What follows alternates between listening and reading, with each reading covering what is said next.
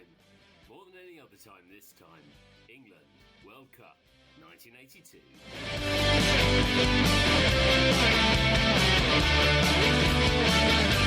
And it's no, nay, never.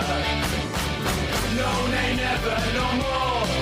'Cause I'll stay a while Drover forever and more. And it's no, nay, never. No, nay, never, no more. 'Cause I'll stay a while Drover forever and more.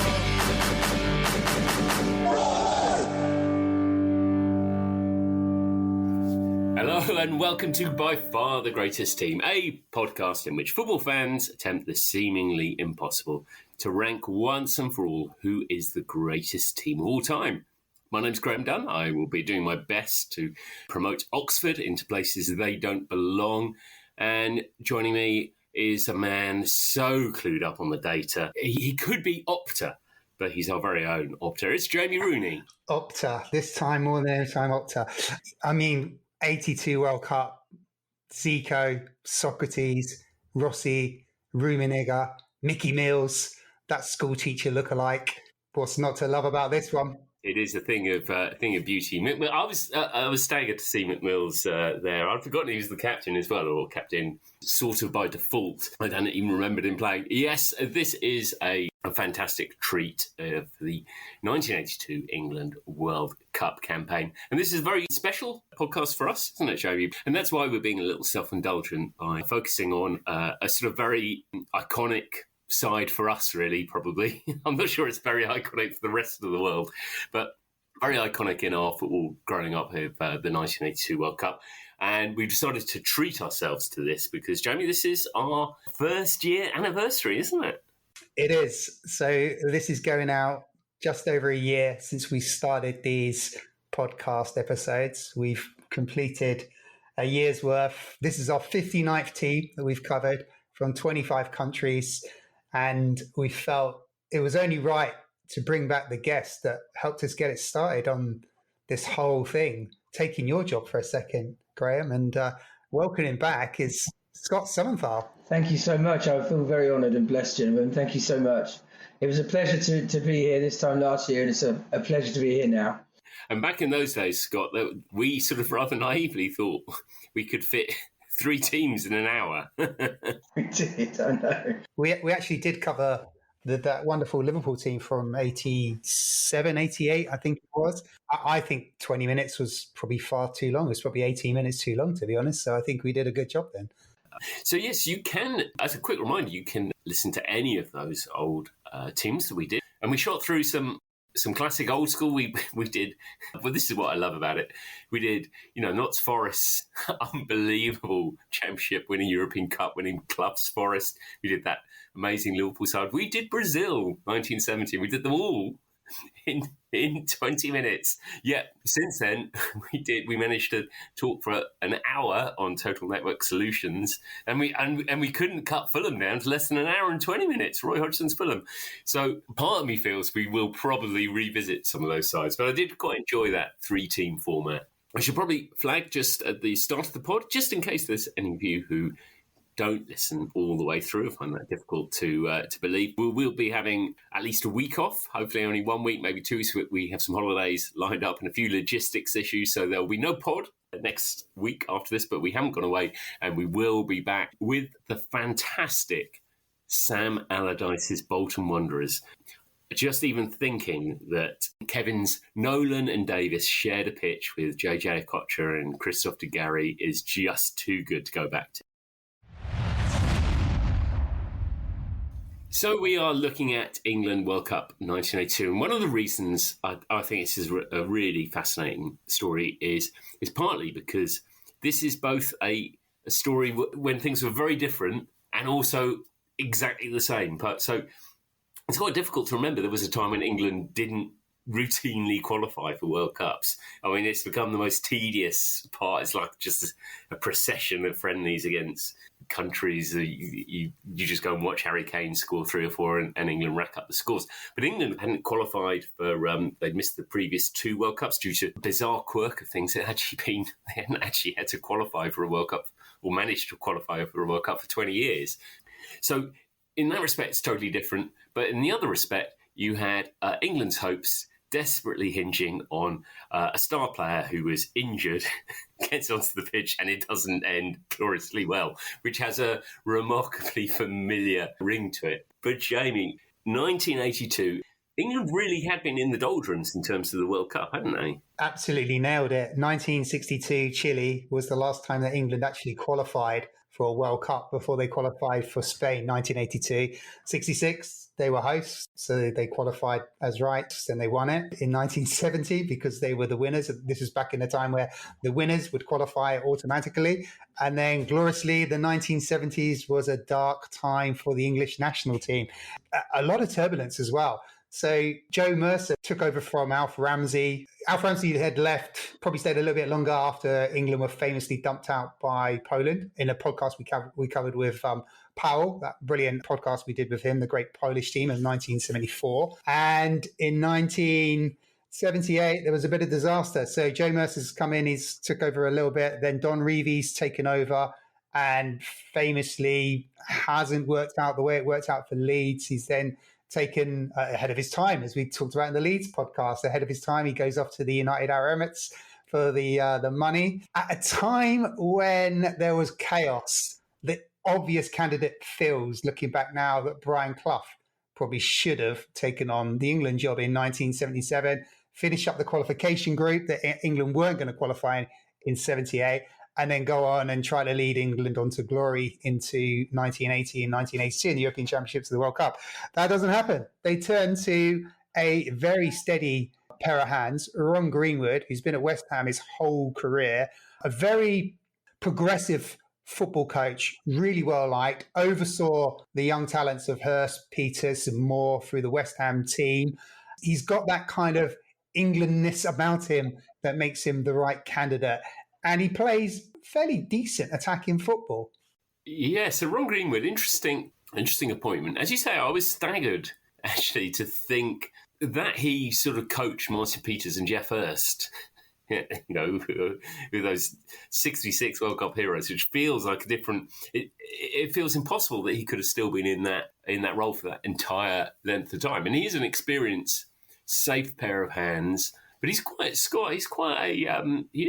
progressive coach, isn't he? Yeah, everything I've read about him suggests that he's very progressive, and he likes attacking football. And I think if we look at the games England played during that time, there were elements of that. And I think certainly in the tournament there was a big influence from Don Howe, which may have had an impact on Ron. So it's a shame really, because his attacking style didn't come through when they really needed it.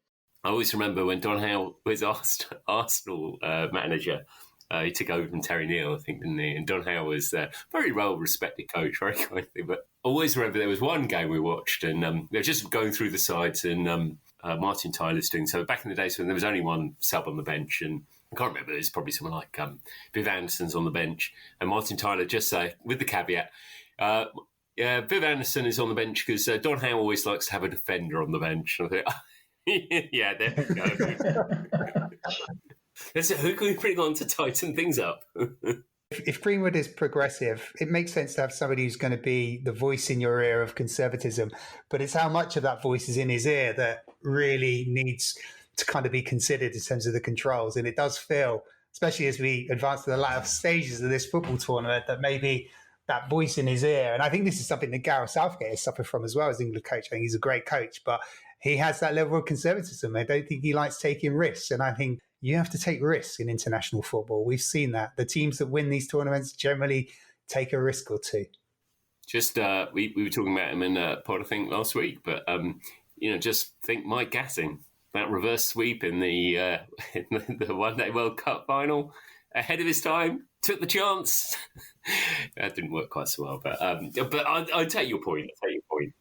But as the group that England were in was incredibly tight, draws have made, and you have these seed-ins that go on about, as we've learned from the 1954 World Cup, and as we've learned from the 1982 World Cup, seed-ins don't always mean what they're intended to do. But it is a tight group that England are in, and the least ranked team in that group at the time was Norway, who were seen as the whipping boys. But even they have the capabilities to upset the odds and get some unexpected results.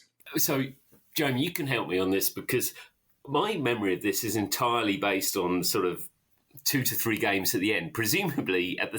So I just remember the Hungary games and obviously the Norway one. But what happened kind of before then? So they beat Norway 4-0 in the first game, really comfortable at Wembley, under the lights, midweek game at the Empire Stadium.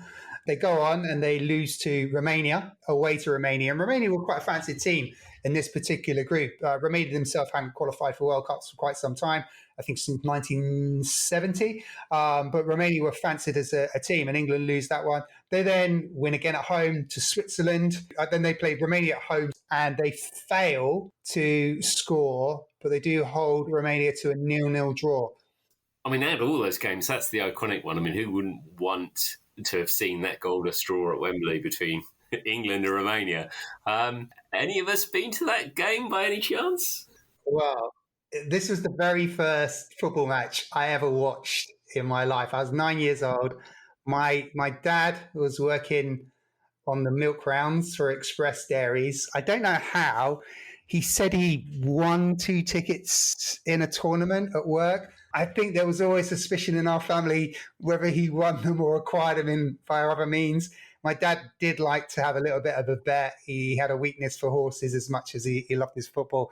But yeah, so I went to that game, goalless. Bryan Robson played as well. My hero, my absolute hero, played in that football match. And it was 0-0. Bryan Robson actually scored. Not that I remember this, I was 9 years old, but it was disallowed for, I think, offside. But yeah, my mum came along with my cousin, and they didn't have any tickets. So my dad just tried to find tickets on the gate, which he did. Back then, you could go to Wembley for an England international and buy tickets on the gate. Incredible.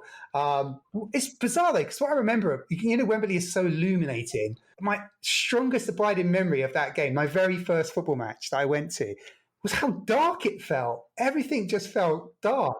Whether it was the time of the year, the 1980s coming up the 1970s, everything just felt so dark. Surreal. So, as you say, it's a roller coaster ride. They lose, having got that draw against Romania, they then lose in Switzerland 2-1. That leaves them with 3 qualifying games left, and 2 of them against Hungary and 1 against Norway. And they appear to sort of have saved themselves. And now, the away game at Hungary is one. Lots of other things happened. It was 3-1 to England. But I think the only thing anyone can remember is Trevor Brooking curling the ball and picking out that bit of stanchion. The ball just sticking in the stanchion. What a moment that was. It's so rare as well. Yeah, it should happen more. Aesthetically, it just looks incredible. I remember, obviously the Brooking one aside, we'll come back to that, but I remember, I think it was Jason Cousins for Wycombe Wanderers, absolutely hammered one into the stanchion where it stuck. I think it was at Adams Park. And the strength of the shot was so strong. They had the goalkeeper and the defender trying to punch the ball out the stanchion, and they couldn't release it. It was literally wedged in there. I mean, the Brooking one, I think the Hungarian keeper just tapped it out. But yeah, it's aesthetically an absolute thing of beauty. It is art. That's iconic, isn't it? How many times have we seen that piece of footage? It's amazing. But yeah, it's a really iconic win. They beat Hungary 3-1, 2 goals from Brooking and 1 from Keegan. Those players are to become important to England during the qualifying and during the tournament. So that was seen as the harder game. As you say, they had the team who was theoretically the whipping boys. So they would have Hungary to play in the last game of qualifying. All they had to do, just to clear the path, just go and beat the whipping boys that are Norway in Norway. But they would expect to win that game, and they even take the lead in that game and go 1-up. But by half time, Norway have heroically made it 2-1, and this is a game which actually I think very few people will remember any of the footage of the game, but it is renowned, of course, for the commentator, isn't it? The second Norwegian goal is worth spending a bit of time on because it's an absolute howler from Terry McDermott, who's running towards his own goal and overstretches a cross that's coming in and just palms it right into the path of Graham, an absolute favourite of ours, Halvor Thoresen, who is a star of our favourite football film, Escape to Victory. He's the tall, blonde Norwegian in the Allies team, I think he's playing on the wing, very athletic. Yeah, he turns from the McDermott pass and spins it into the net. I'm just trying to think. Again, I might be thinking of something else. Wasn't the first goal a fumble by Ray Clements? I'm sure, because I'm a huge fan of Clements. He'd obviously been a big Liverpool fan. He was our number one goalkeeper growing up. And then he went to Spurs in that season. But still loved him, even though he left us. Anyway, moving swiftly on. But I got a funny feeling the first Norwegian goal is a really bad fumble by Ray Clements. I remember seeing some footage. And I may be thinking about another goal, but it's really muddy. The pitch is really muddy. And he goes down to the left-hand post and he just makes an absolute shit of it. Crucially, England lose the game 2-1. And it does bring, of course, the iconic commentary of Maggie Thatcher. Your team took one hell of a beating. A line of, we've covered this. I can't remember even what podcast you did. We did this on. Jamie, you went through the almost line by line Clement Attlee, Winston Churchill. England, kämpers föderland, Lord Nelson, Lord Beaverbrook, Sir Winston Churchill, Sir Anthony Eden, Clement Attlee, Henry Cooper, Lady Diana. De har slått dem alle sammen. De har slått dem alle sammen. Maggie Thatcher, can you hear me? Maggie Thatcher, jeg har et budskap til deg midt under valgkampen. Your boys took a hell of a beating. Your boys took a hell of a beating from Maggie Thatcher. The most confusing one that really gets lost on me, it's an odd one out competition, isn't it? If I was to go Lord Nelson, Lord Beaverbrook, Sir Winston Churchill, Sir Anthony Eden, Clement Attlee, Henry Cooper, Lady Diana. What's the odd one out there? There's an odd one out. And it's not Lady Diana as the only female on that list. It's Lord Beaverbrook because, honestly, who the hell is Lord Beaverbrook?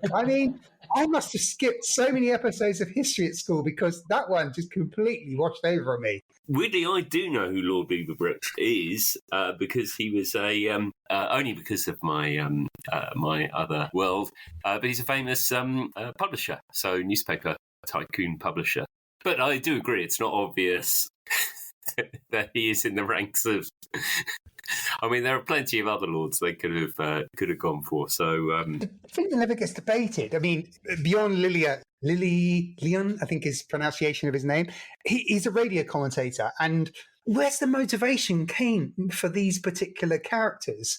It's just absolute genius. Did it just come straight out of him at the time? Because how do you prepare for something like that? Going into this game, Norway aren't expected to win this football match. So if he's done this spontaneously, it's an absolute piece of genius. But it kind of explains the randomness as well, because you've got, as you say, media moguls. You've got people that have fought wars in Lord Nelson. You've got prime ministers that have been knighted. You've got a boxer. He's dug deep into his English history, hasn't he? He's fantastic. Maggie Thatcher, your guys took a beating. Nobody ever forgets it, do they? I don't know if you've looked at the whole package of what he says, and it's brilliant because it's not, as he leads up to Maggie Thatcher, it's like, Maggie Thatcher, can you hear me? As if she really is listening to Norwegian commentary of a Norwegian England game. That's probably not the list on her priorities, right? And then he goes, I have a message for you in the middle of your election campaign. So he recognises she's a busy lady, yet she's still, by some remote chance, listening to Norwegian commentary of this particular World Cup qualifier. It's genius. Hilarious. It's iconic. It's genius. It is highly confusing. The confusion doesn't stop because, as you say, in your language, in the boxing bars around Madison Square Garden in New York, suddenly we've gone to another continent. It's got nothing to do with this. It's just, it's so random.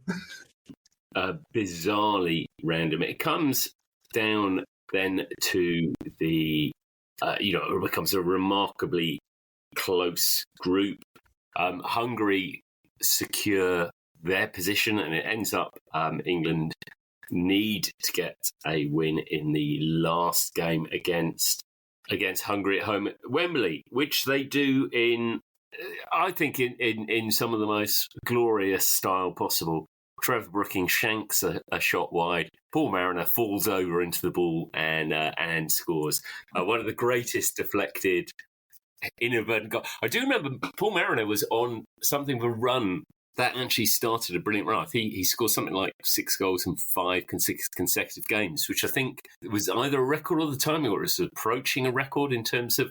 And so they were definitely laying claim to this goal that set it on their road, which is this stuff. Or maybe I could be doing him a disservice. I mean, I've watched it a couple of times, and there is one angle where it looks like, I think he is shaping his body towards it. And then there's another where it just looks like he's fallen over and deflects it in. But it's a crucial goal. And with that, England gloriously edge out Romania and book their place in a World Cup for the first time in 12 years.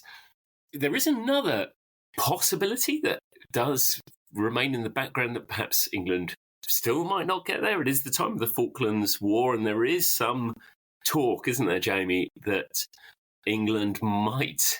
I mean, some ministers there are suggesting that perhaps England shouldn't share a stage with Argentina. Yeah, not just England. Scotland, who had qualified for the 82 World Cup, as they were qualifying for every single World Cup back then, and Northern Ireland, who were back at the World Cup finals for the first time since 1958.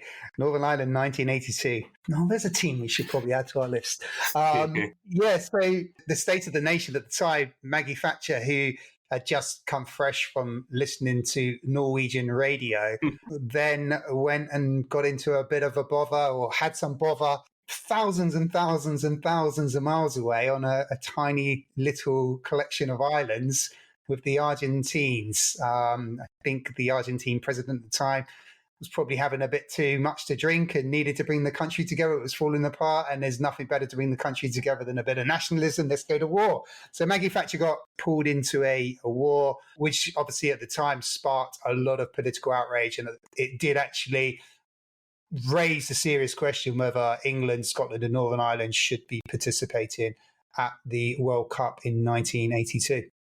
The plus side is that, the chances of England actually having to share a pitch, or Scotland or Northern Ireland having to share a pitch with Argentina, is pretty remote. But as we're about to hear, actually, thanks to the glory of FIFA's extraordinary World Cup draw, at one stage Scotland did draw Argentina in what was going to be the opening game of that tournament, which would have created even more of a challenge, would have been actually the worst possible nightmare.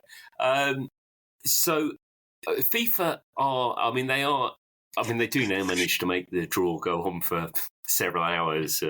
But there is a slicker quality to it. I think Jermaine Genius was doing it last time with an air of sophistication. And back in 1982, they were clearly getting ready to move to that glorious world, but there was still a bit of the old Graham Kelly-ness about it at a FIFA level.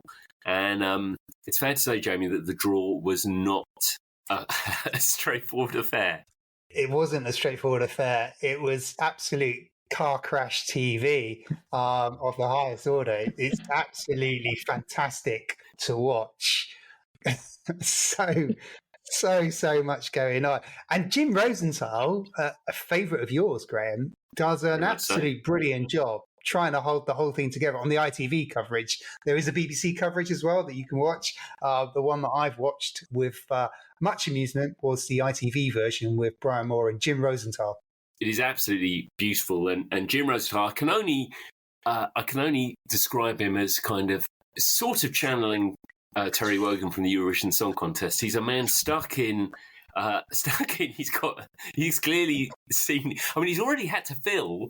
He knows he's got to fill something like 10 or 15 minutes before the draw happens. He keeps referring constantly to this. In the background, you can hear this rather long speech, which goes on forever. He keeps trying to bring the guys back in the studio back into it. They're not that fussed in joining in. I think the guys at ITV are quite happy. Oh no, Jim could cover this. He's got it all sorted. He asks the players questions, and they're trying to respond, and it all gets a little bit out of sync sometimes, doesn't it? And Ray Clements, I don't know if you picked up on what Ray Clements said when after England had drawn France. Ray Clements says something like, "Oh, I'm really chuffed with that draw. We'll beat them. They're a team of individuals," and he's like almost like chuffed a bit that they got France. And I'm sat there going, "Oh my god!" You're right, Jamie. That whole thing's a car crash, and I love the fact that the balls have kept breaking, and they just were focusing on the children all the time. These poor kids. I mean, they just got annihilated, didn't they? I mean, Sepp Blatter. This should have been a red flag for Sepp Blatter years ago. He blamed the children for the fact that it went wrong. The lottery machines they're using, these incredibly, I mean, it's something that you kind of construct out of a Terry Gilliam movie, I think. It's just incredible in terms of like what they look like and how they operate. But the schoolboys are the professionals. They do this every Christmas. This is a Christmas tradition in Spain where they have the national lottery. These schoolboys come out and they work these machines, and they generally do it in perfectly good order. Then you bring these Muppets down from FIFA who really have no idea what they're doing. And you can see the confusion because, Graham, you're absolutely right. The first game is going to be Argentina versus Scotland. Oh, hold on a second. No, it's not. We've made a mistake. We've clearly got an error here. And you can see the organizer, Herman Nerberg, and Sepp Blatter almost going at each other thinking, we've screwed this up. Oh, I haven't screwed up. You screwed up. No, the kid screwed it up. The kid's got it wrong. What should have happened was, just for clarity, is that in this archaic way that FIFA did things back then, you've got a pot of seeds, and those seeds are Italy, Argentina the holders, Spain the host, Brazil, West Germany, and then England, which is quite bizarre because England haven't been to a World Cup for 12 years. And to be a seed is a bit strange. Well, FIFA's explanation was, because it could have been Belgium, who were the runners-up in the Euros, but the explanation that FIFA gave was that England won it, so let's just make them a seed. Now, we've been here before with a bit like Turkey, Spain, Graham, if you remember in the West German one we did. It's a lazy decision. But in the second pool of teams, you've got 4 European teams and 2 South American teams. And the South American teams, Chile and Peru, need to be kept apart from Brazil and Argentina because they didn't want South American teams playing each other. So when the teams are pulled out the hat, the first 2 European teams should go into the group with the Argentines and the Brazilians. But Belgium go into group 1 with Italy, and then Scotland go into group 3 with Brazil. And it's at this point that they decide, we've made a mistake. Can we blame the kids for this? Which Blatter, you're right, Scott, I think he tries to do. He does. They blame the kids. It's hilarious. One of Jim Rosenthal's excellent, because it's not just him, fair play to him, because they got Asa Hartford in the studio representing Scotland. Asa Hartford has to answer a question about the team Scotland are playing 3 different times. They're drawn. They end up playing 3 different sides. And each team gets harder and harder. They end up playing Brazil. I mean, it couldn't get any worse. They're playing Argentina. It was bad enough playing Argentina. They were due to play West Germany at one stage, and then it's just a thing of beauty. We will put a link to it on the socials. If you, I cannot recommend. The other thing I love about everything about it, I was aware there was a time when there was black and white TV and when there was colour TV. I hadn't realised there was a period where there was only beige. Literally everyone in it is wearing shades of beige. It is just, it's an extraordinary thing. Jim Rosenthal, he says a wonderful quote. After all of the chaos with Scotland and which group they're going to be in or not in, he then goes, it's been a fairly smooth 2 or 3 minutes. I wonder if anything else will happen untoward. To which point, a couple of balls start breaking and falling apart, and the machine stopped working. The chaos just carries on. It is a thing of beauty that the interminable process does end, and the draw is made. And you would think, we're about half an hour, 40 minutes into the podcast already. You'd think we'd almost get to the tournament.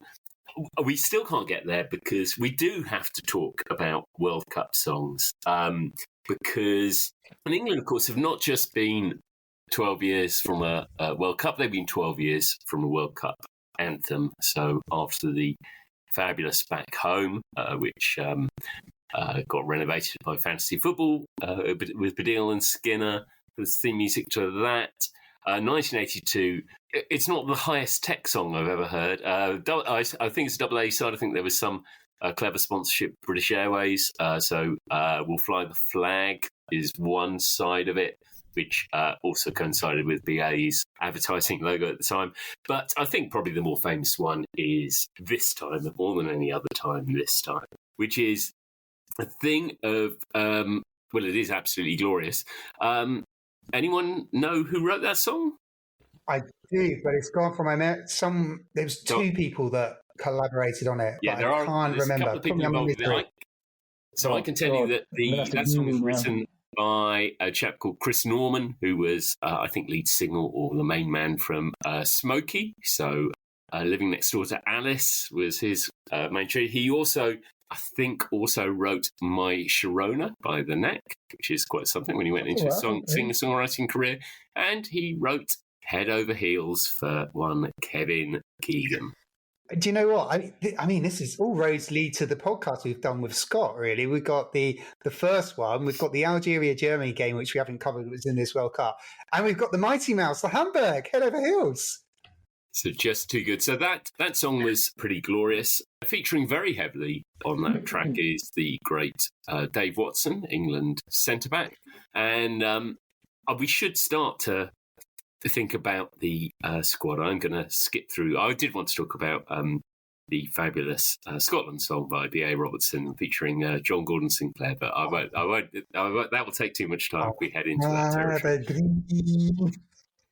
John Robertson, who normally takes them, is handing the ball to me. And in their Top of the Pops performance, there's literally the worst, John, you've got to hand it over now, prop moment. That's a glorious thing. Yes, so the England Fly the Flag, Dave Watson is in there. And obviously, at the time they do the recording and they're doing the old headphone stuff, they're always putting their best guess at broadly what Ron's 22 is going to be. Dave Watson famously does not make the cut, and I get a chance to relive my extraordinary fact that Dave Watson is the England international to have played the most caps, won the most caps for England, and to have never played at the World Cup for England. So Dave Watson won 65 caps. He capped in England. He was pretty much an ever-present between 76 and 80. He does go to the European Championships in 1980, but he doesn't play in a World Cup. Any guesses? It was quite a relevant one for you, Scott, as to the player who has played the most games for England and not been to either a World Cup or a European Championships. Same era, same position. Oh, it's interesting. And say that again. So he's played the most World Cup. I got it. Darwin Martin, is it? And he's a legend. I know who it is. I know who it is. Go on then. Emlyn Hughes. Squeaky Emlyn Hughes from Bachelor Sport. Oh, I should have got that. Bloody hell. Emlyn Hughes. 62 games for England without a major tournament appearance. Oh, we love Emlyn Hughes. He's a legend. But it is one of the, it is a product of that time. And Kevin Keegan, whilst he went to the World Cup, he very, very nearly doesn't play at all in a major for England in a World Cup as well. We should probably talk a little bit about the squad, because we've sort of danced around it a little bit. So Kevin Keegan is really the star name. He is aging at this stage. He's back at Southampton. Oh, it's a really aging squad. Yes, yeah. I mean, there's a bit of young blood, a bit of the Tony Morley you talk about. I think Gary Shaw was on the scene around then. Tony Morley didn't go on the plane, though. Did he not go on the plane? He's another one that got cut. No, he's another one that got cut. Yeah, and that's quite heavily disputed, because I think most people thought Tony Morley was going to go because of the form he was on. Obviously, Villa had a good season, and he took Graham Ricks. Watson and Morley are the big admissions. I mean, I think if Cyril Regis had been injured, he probably would have gone. Whether he has started is another question, because I think by this point Greenwood had settled on Mariner and Francis as his two up front. When available, Brooking and Keegan in behind as well. So, which is pretty, it's very creative. And also, Eric Gates could probably count himself unlucky because he played in a number of the qualifiers, but also missed out on going to Spain. One more that's worth talking about. So we talked about Dave Watson, who goes to Abbey Road Studios and he records this time. Although Kevin Keegan, with his previous pop charting Head Over Heels, is definitely the most prominent voice on that song. If you listen it back, you can only really hear Kevin Keegan. You can't really hear Dave Watson. So maybe that Greenwood was thinking, this guy's not for me. There's another brilliant admission, and Scott's already mentioned his name as the answer to the quiz question. So I don't know if you remember these wonderful things. Panini sticker albums. Absolutely love it. This is my original. That's my original one that from 10 years old. And it's even got my shoddy 10-year-old notes in it, which, funny enough, I stopped filling stuff out as soon as England go out. Yeah. I think I did the same. My handwriting was awful as well. I remember my handwriting being appalling, and I would do the same, put all the scores in and the scorers. Did you finish it? No, I never finish it. There's something I never want to finish them. I've never, ever wanted to finish an album. I think there's a beautiful impurity about not finishing them and having spaces, as I show you here, because in this particular version, so Panini, for those of you who don't know, the brilliant Panini sticker albums, and I'm hoping that people do know, Panini will have 16 players that they will pick for a World Cup squad in their sticker album. They don't go for the full 22 because they can't predict that. And about 2 years before the squad. That's the thing. The album comes out a good few months before, so they're making predictions. And the only player in England's Panini sticker album that is in the Panini sticker album but didn't go to Spain is Alvin Martin. There he is there. So Alvin Martin is in the Panini sticker album, and I didn't get him along with the school teacher Mick Mills. He is not in the England squad, but he's in. He made the Panini sticker album. He can consider himself unlucky, as can Dave Watson, because rather unusually, despite Don Howe's presence of always wanting an extra defender on the bench, they actually only go with 3 centre-backs, which is very unusual. Yeah. There was also a lot of talk around Russell Osman potentially should have gone because he was partnering with Butcher, and they had a fantastic partnership at Ipswich, and Ipswich again had a fabulous season. I think there was also talk about Russell Osman being unlucky. Hollywood superstar Russell Osman. We can win this. We can win this. Yeah, Hollywood superstar. Yeah, he's on there. He's in the film as well. You're right. It must be impossible to cut. I mean, who would, as a manager, making that decision to cut your squad down? But before, he had 40 players at one stage in the squad that he had to then cut down for the final, 24 did they take? 22. I can't remember how many they took. 22. 22. There's a clue in the lyric. The average age of that squad is 28. There are 9 players over 30. The youngest is Terry Butcher at 23, Steve Foster 24, Graham Ricks 24, and even Bryan Robson and the ever-youthful Kenny Sampson's 23 as well. 25. Sanson. Oh, yes, Kenny Sanson is... yes, you're right, Kenny Sanson's 23. So it is an ageing squad, to say the least, that goes out there. This tournament, of course, is held in Spain, 1982. It is, and I'd make no apologies for spending relatively little time on England's tournament appearance here, because I fundamentally think this tournament, they play 5 matches, but I think actually it's about the first 30 seconds and the last 15 minutes. And I think I think that's what this tournament comes to be known for. So England are a seeds for this. Are they fancied to win this tournament, Jamie? They are 4 favourites, actually. I think going into the tournament, the odds I've been able to see previously to anything kicking off, England were 7-1 behind Brazil, West Germany, and Spain. 20-1 bar, which Italy are in. So Italy would have been a really good bet back in 1982. They were coming off their own scandal and probably weren't fancied. But yeah, they were seen as a team to beat. I mean, the group they're set up in generally looks like they should be able to qualify from it. But as we've learnt from these things before, Graham, FIFA have some bizarre formats in terms of how they like to play out their Summer World Cups. Absolutely. So the first stage is a group of three, and as you say, England have this famous start and the greatest possible start. I mean, you can see why Ray Clemence was confident when they were going to face this team of individuals. France, nice easy draw, and within 25 seconds, what is absolutely clear is there was one individual choosing not to mark Bryan Robson on the far post who gets the most incredible amount of space. I mean, it's the classic catching someone cold start, because there's no one with it. He's got so much space. It's so surreal.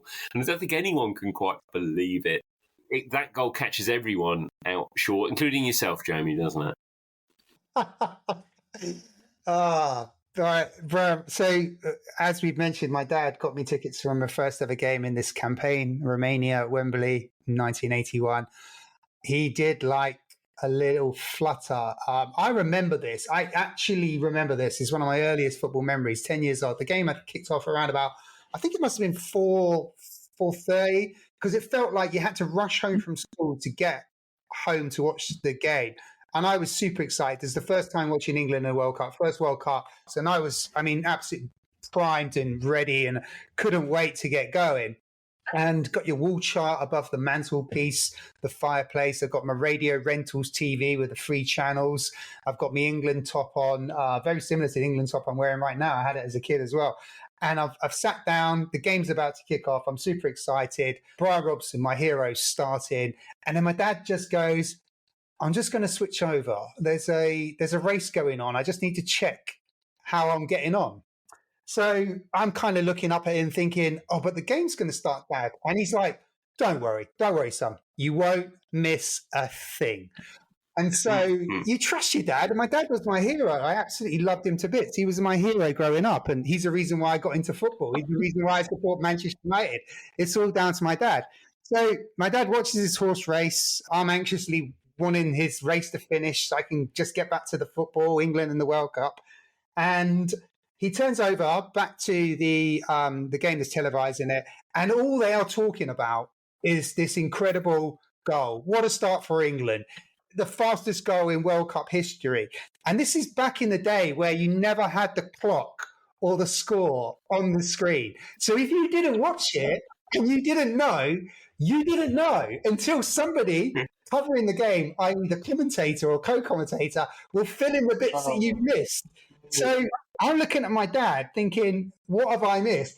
And I'm just absolutely distraught when I find out that I've missed the fastest goal in World Cup history, scored by England player, my hero, Manchester United captain, Bryan Robson. Mate, that's gold. Never saw it live. I've only ever seen it on YouTube videos. Can I tell you, I remember seeing it as well, and I did see it. I feel bad now. Did you? Great. Did you see it? I also saw it live. Yeah. It's a good goal, really good goal. Flick on by Butcher. Remember, Butcher flicked it on, and Brian's up there. He's got his leg up. Do you know who scores the fastest goal for England at Wembley? Oh, in the history of England. Yeah, so that is one Bryan Robson in 1989 against Yugoslavia after 35 seconds. So it's not a one-trick goal. He did. That was in the World Cup qualifier as well, going to Italia 1990. Yeah. There you go. One thing, rewatching, and you'll know the answer, Jamie. You tapped into FIFA and Opta and everything else. You'll know the answer to this. Why are England and France both in their away kits for this game? France I really don't know. England are playing in red. I wish I knew. As far as I'm aware, England have a white kit, France have a blue kit. I mean, I think it's better because we are in the away kit, but I can't think of any possible reason why we are. I don't know, actually. It is random. It's random, isn't it? We have glossed over. We are, there are so many things in this story. We have, of course, not even mentioned the kit. So, in the classic style of the old school essay, England's 1982 World Cup kit, the greatest ever. Discuss. Oh, I think it is. I think it's up there, isn't it? I mean, it's a short essay. It's a short essay. It's definitely up there.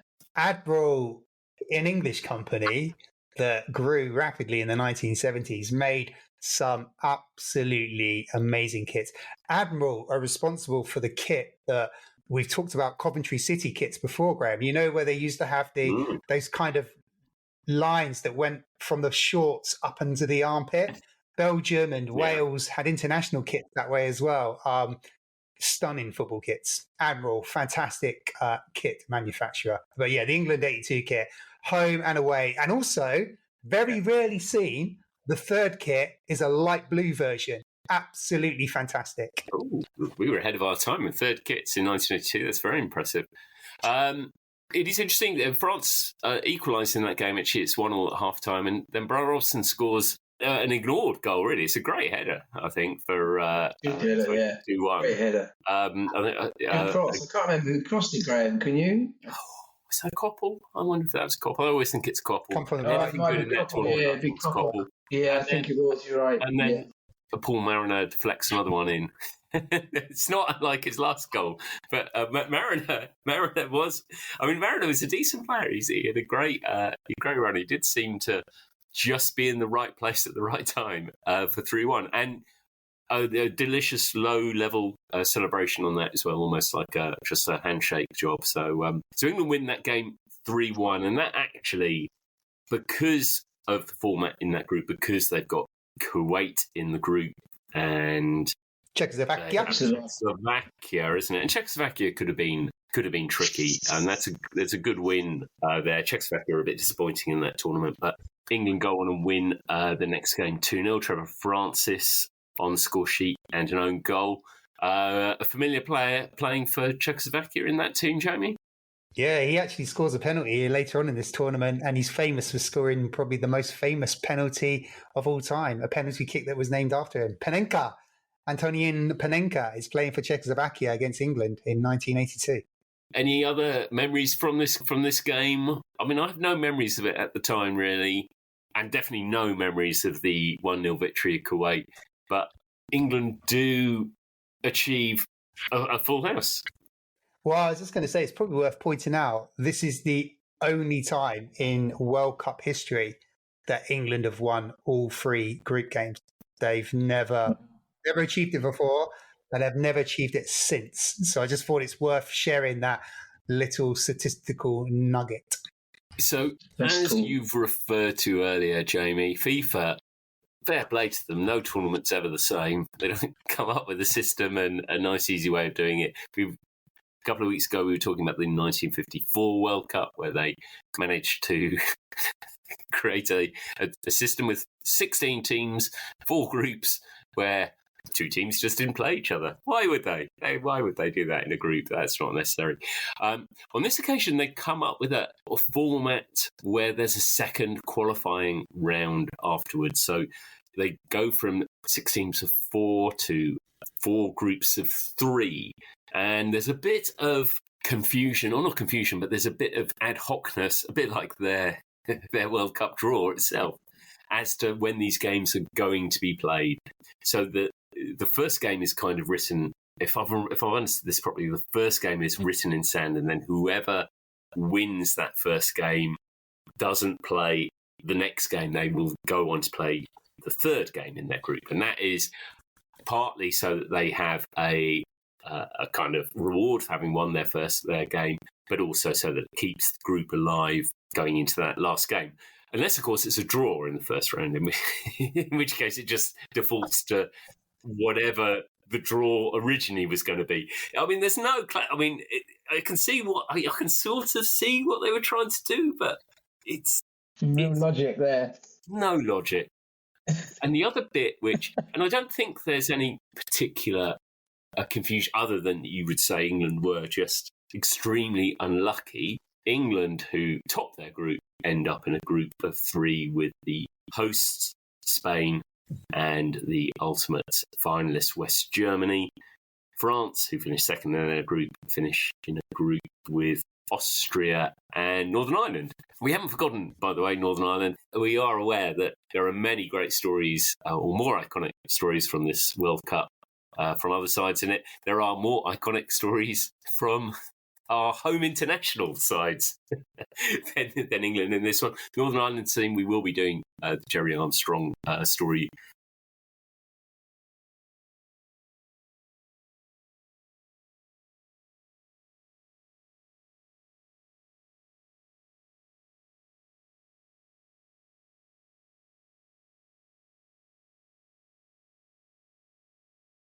quality, I really don't know. It was really weird footage because all you saw was these just constant long shots. Very bizarre.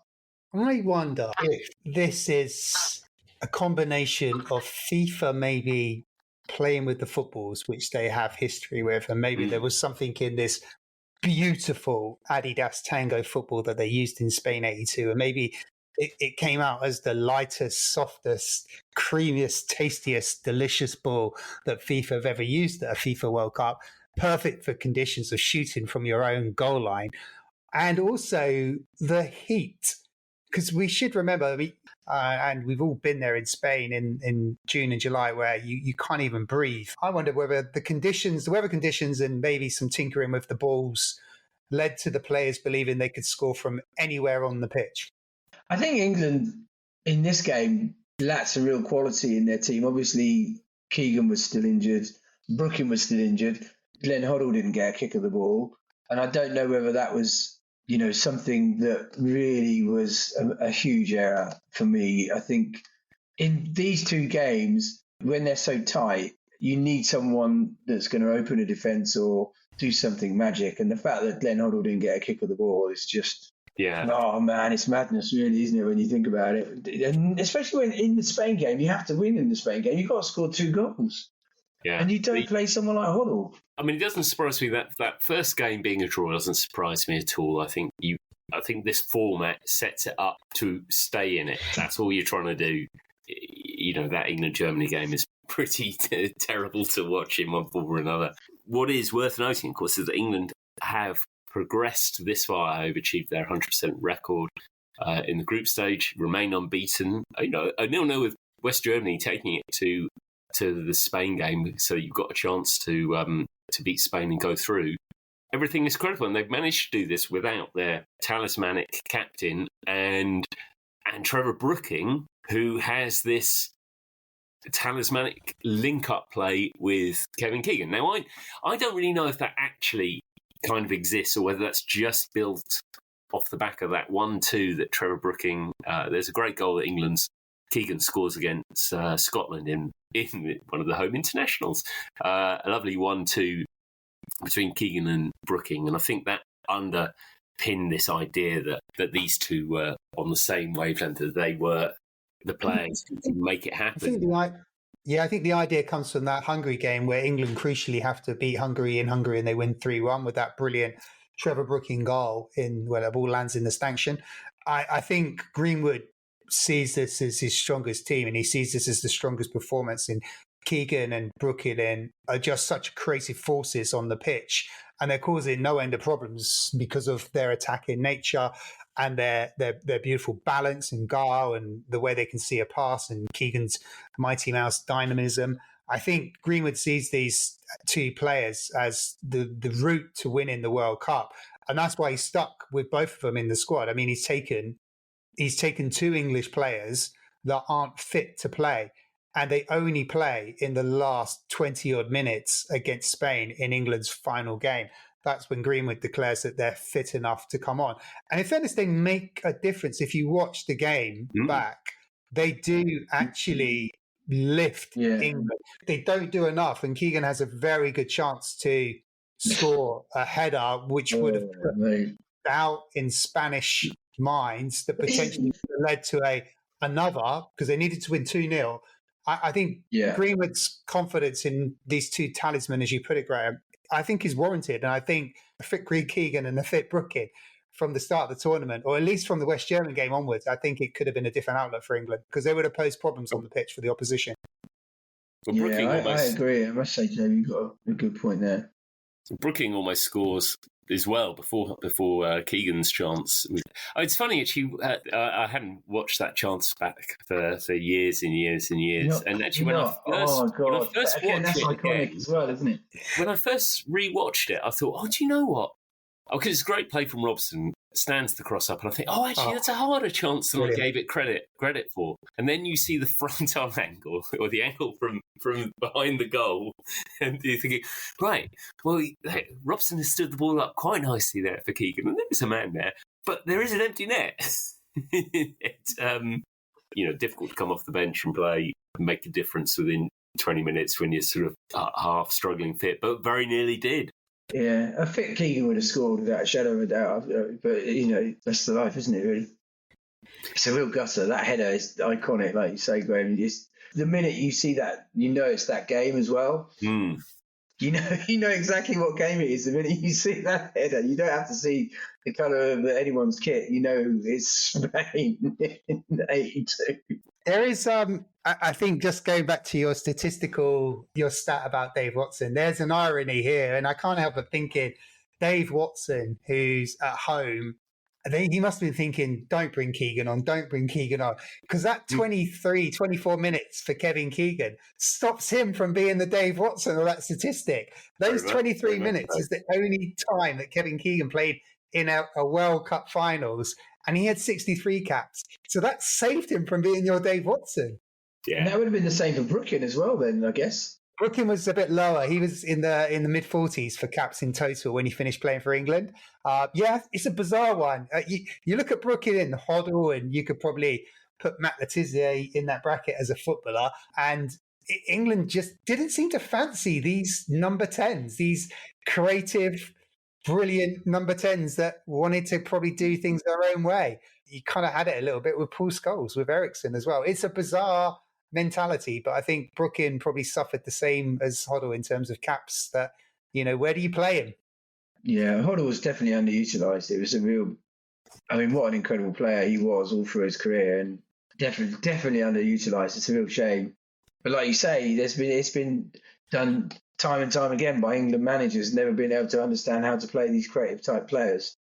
So you're absolutely right. England are left with the disappointing knowledge of sort of not really having put a foot wrong in that tournament.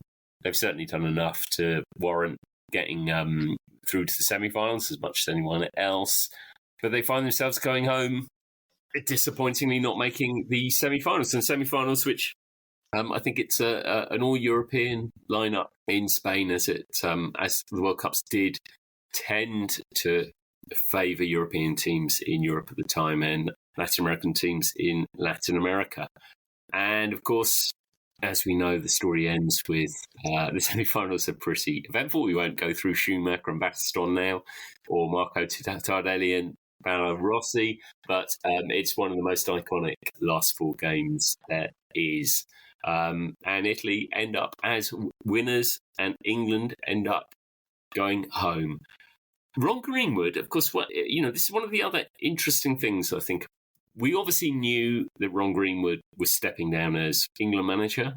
There was a seemingly more obvious replacement this time around than there was in 1977. You still had an extraordinary English club manager, but I think it's fair to say that Bobby Robson's face probably fitted a little better than Brian Clough's. And Bobby Robson gets confirmed taking the job even before the tournament's over, isn't it?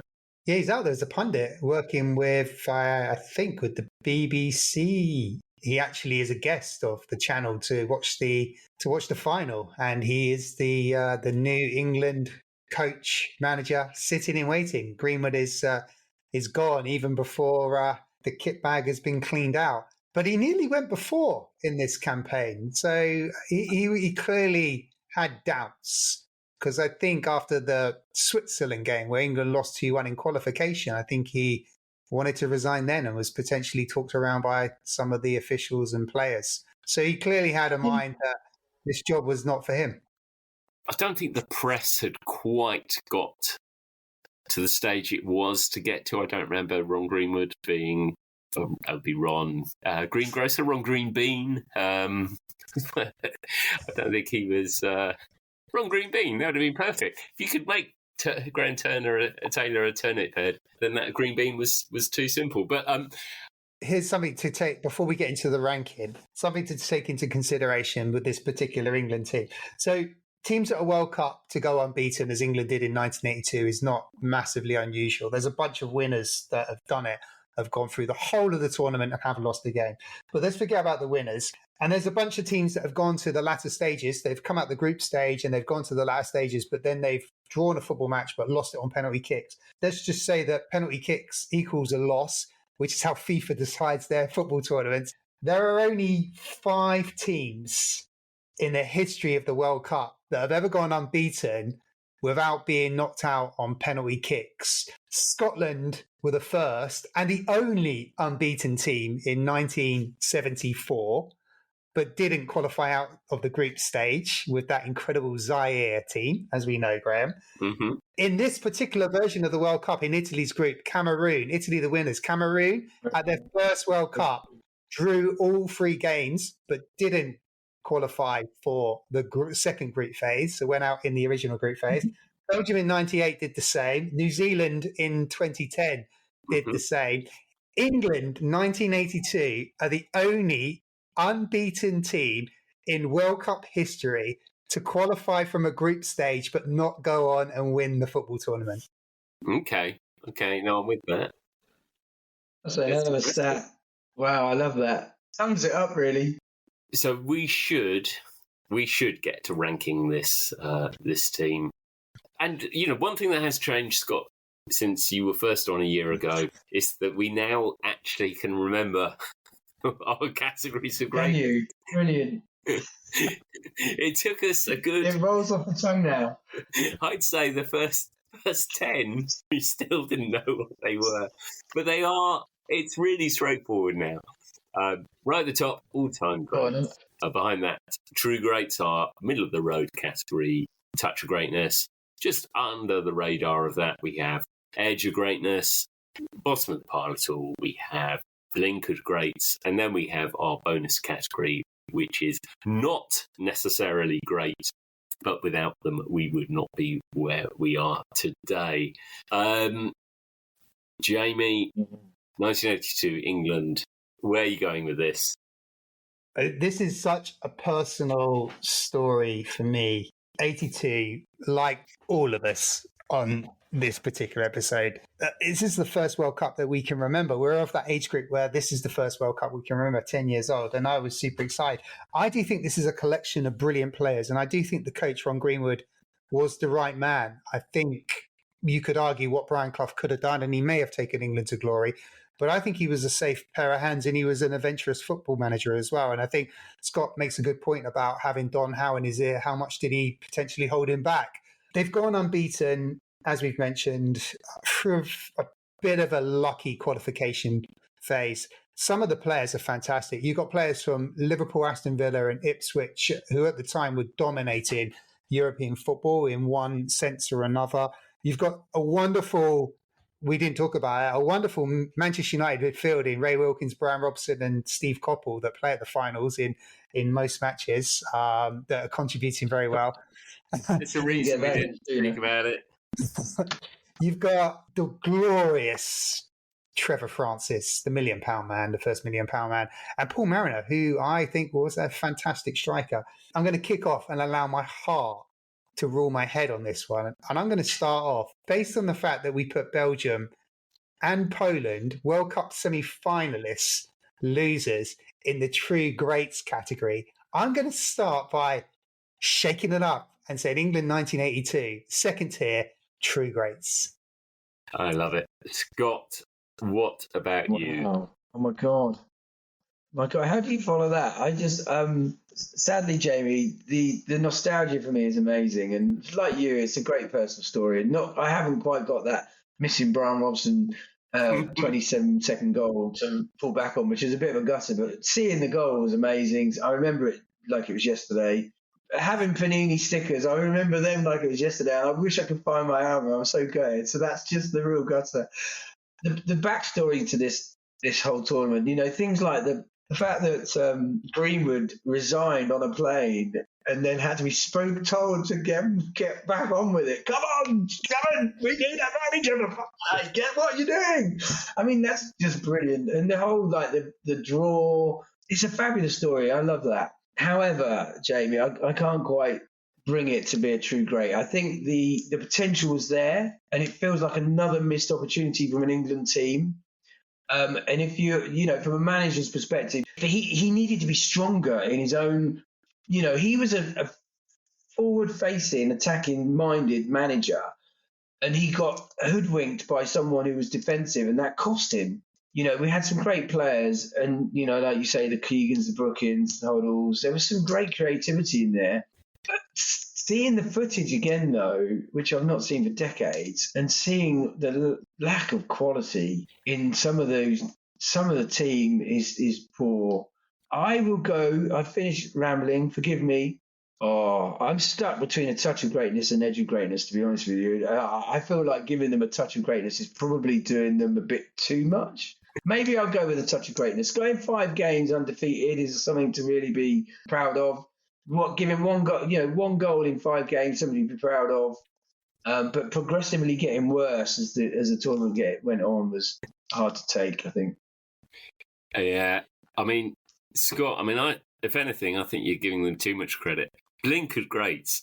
Clearly, that's where they are. I mean, we are blinkered. Yeah. We're blinkered by 1 goal after 25 seconds. Yeah, you're right. By 1 goal after 25 seconds. Right. A brilliant kit. Even the song is awful when you listen back to it. In my mind, it's a good song, but it's awful.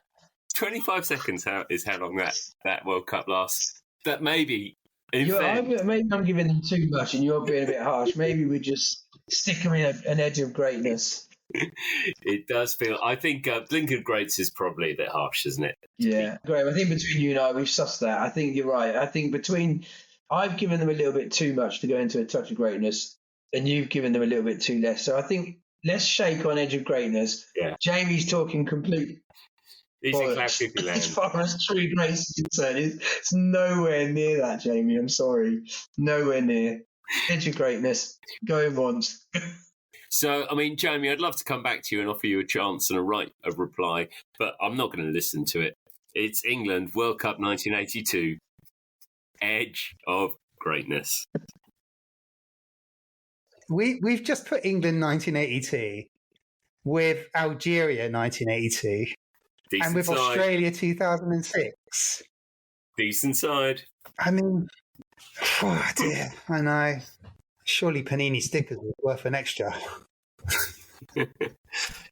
It's a great kit. It's a great iconic story, but not only is it not even the best England World Cup story, it's not even the best home nation story of that tournament. You can't... There's no... But it's been fun to relive that one. Scott, thank you so much for joining us once again, a year after your first appearance. Thank you so much. I look forward to seeing you this time next year for celebrating year 2. Jamie, thank you for your impassioned coverage of this England side. Well, can't wait to get to that relegation party where we start thinking about who goes up, who goes down. I'm compiling a list in the background here, Graham, and I'm just thinking there's a couple. That end of season review can't come quick enough. Yeah, the promotion relegation party. There is a lot to be said. We'll be doing that in a bit. So we have been going a year, as Jamie says. You can look at all the teams that we have discussed, all our slightly erratic rankings, and we've got first 11 team sheets and key players for all the squads. And you can see that and links to all our various teams and podcasts at our website, thegreatestteam.co. Do subscribe to the podcast and do like the podcast and do tell your friends about the podcast if you have enjoyed it. As a reminder, we won't be here next week. We're off on our holidays for a bit, but we will be back with Big Sam's Bolton Wanderers. Until then.